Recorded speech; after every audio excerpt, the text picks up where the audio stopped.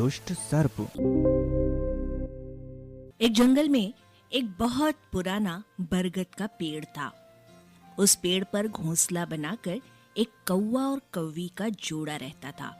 उसी पेड़ के खोखले तने में कहीं से आकर एक दुष्ट सर्प रहने लगा। हर वर्ष मौसम आने पर कौवी घोंसले में अंडे देती और दुष्ट सर्प मौका पाकर उनके घोंसले में जाकर अंडे खा जाता। एक बार कौवा और कौवी जल्दी भोजन पाकर शीघ्र ही लौट आए तो उन्होंने उस दुष्ट सर्प को अपने घोंसले में रखे अंडों पर झपटते देखा। अंडे खाकर सर्प चला गया। कौवे ने कौवी को ढांढस बंधाया, प्रिय हिम्मत रखो, अब हमें शत्रु का पता चल गया है, कुछ उपाय भी सोच लेंगे। कौवे ने काफी सोचा विचारा और पहले वाले घोंसले को छोड़कर उससे काफी ऊपर टहनी पर घोंसला बनाया और कौवी से कहा, यहाँ हमारे अंडे सुरक्षित रहेंगे। हमारा घोंसला पेड़ की चोटी के किनारे के निकट है और ऊपर आसमान में चील मंडराती रहती है। चील सांप की बैरी है तो दुष्ट सर्प यहाँ तक आने का साहस नहीं कर पाएगा। कौवे ने कौवे की बात मान ली। नए घोंसले में अंडे सुरक्षित रहे और उनमें से बच्चे भी निकल आए। उधर सर्प उनका घोंसला खाली देखकर ये समझा कि उसके डर से कौवा कौवी शायद वहां से चले गए हैं, पर दुष्ट सर्प टोह लेता रहता था।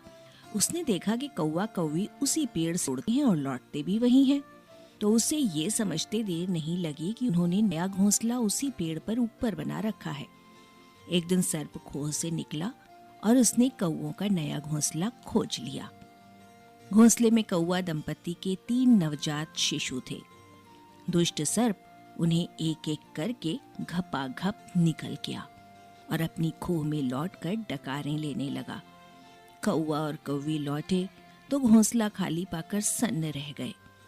घोंसले में हुई टूट फूट और नन्हे कौवों के कोमल पंख बिखरे देखकर वो सारा माजरा समझ गए। कौवी की छाती तो दुख से फटने लगी।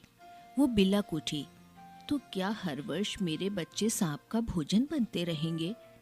कौवा बोला, नहीं। ये माना कि हमारे सामने विकट समस्या है, पर यहाँ से भागना ही उसका हल नहीं है। विपत्ति के समय ही मित्र काम आते हैं। हमें लोमड़ी मित्र से सलाह लेनी चाहिए। दोनों तुरंत ही लोमड़ी के पास गए। लोमड़ी ने अपने मित्रों की दुख भरी कहानी सुनी। उसने कौवा और कौवी के आंसू पोंछे।